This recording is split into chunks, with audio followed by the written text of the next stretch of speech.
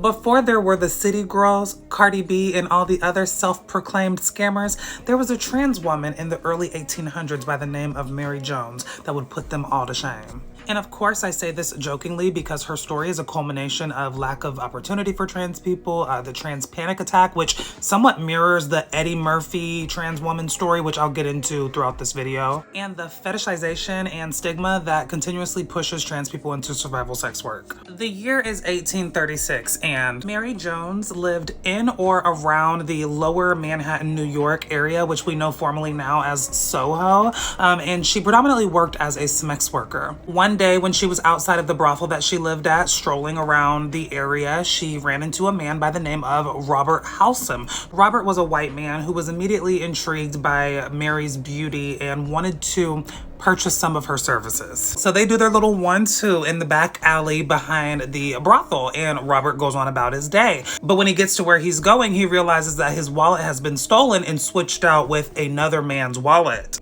Somehow, Robert Howsam finds the man that the wallet belonged to. And at first, the man did not want to admit that that was his wallet because this is a very precarious situation. Granted, they still don't know that she's a trans woman. Both of them have engaged in soliciting a sex worker, so it's not an ideal situation, right? Eventually, the man fesses up to it, takes his wallet back, but Robert still wants his wallet back because there was $90 in his wallet, which is equivalent to about $3,500 today. This is where the shit starts to hit the fan. Robert formally files a police report, and there is an investigation that ensues. The investigation was to essentially have an officer pose as a civilian and solicit Miss Mary for some of her services and then arrest her at that point. So as she was in jail, the police officers ransack her place of living and find more wallets. Like, sister girl was out here doing the most. But there were still other items that Robert said were missing, so they decided to do a full body pat down of her at the jail.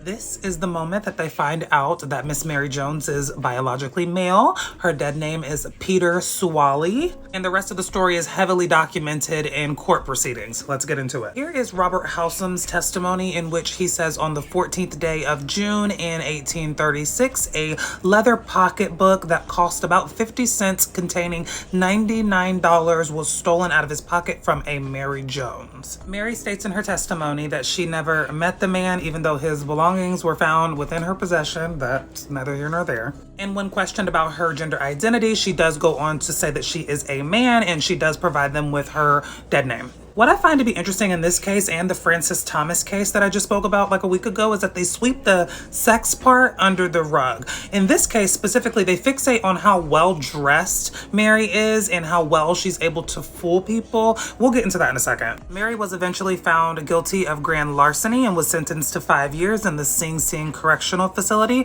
and Robert Howsam went on about his life. I wasn't able to find out too much about her later life or death outside of the arrest records that she has, because she does have a few arrests after this incident happened. The last thing I could find was the 1855 census, where you see they have her dead name up there, and apparently she married a woman later on in her life, which is very interesting. To tie this all together, was Miss Mary Jones 100% innocent in this story? No, but why are these men able to be absolved of all accountability and responsibility for engaging in illegal activity as well? There seems to be this common misunderstanding then and now that trans women, specifically Black trans women, are not desirable. And that's probably why they so heavily focus on her look and her fashion, because no way can a white man be authentically attracted to a Black trans woman. She had to have been fooling him, right? In the case of Eddie Murphy, I could do an entire video on this, and I just might. Someone who was allegedly a frequent client to all the trans girl sex workers. In the 90s, he picked up a trans girl who he thought was a cis woman,